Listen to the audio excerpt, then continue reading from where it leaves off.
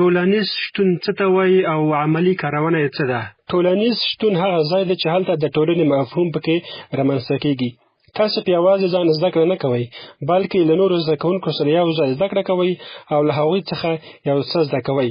کله چې دا مفهوم په عملي بڼه کارول کېږي، نو هڅه کوو چې د همکارۍ، دوه اړخیز باور، ګډو ګټو او د ګډې بریا ذهنیت او روحیه رامنځته کړو، پر ځای د دې چې د محدودو منابعو لپاره سیالي او جګړه وشي.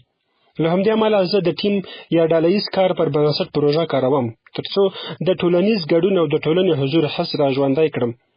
زده کوونکي د خپلو درسونو پر بنسټ پوښتنې کوي او بیا وروسته خپلمنځي بحثونه کنټرولوي، ترڅو نور زده کوونکي هم په خبرو اترو کې برخه واخلي او د هغه څه په اړه چې زده کوي او یا هم تدریس کوي بحث وکړي. تاسې یو ښوونکي ته څه مشوره ورکوئ څو یو اغېزمن ټولنیز ګډون رامنځته کړي؟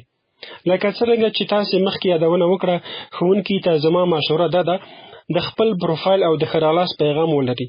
خو تر دې اړینه دا ده چې ښوونکی باید په فعاله توګه له زده کوونکو سره یو رښتونی نظر یا فیډبک هم شریک کړي، ترڅو زده کوونکي دا احساس ولري چې فعالیتونه یې ښوونکی ګوري او لیوالتیا ورته لري، څو زده کوونکي په خپلو ترسره شویو کارونو کې ښه شي او پرمختګ ترلاسه کړي.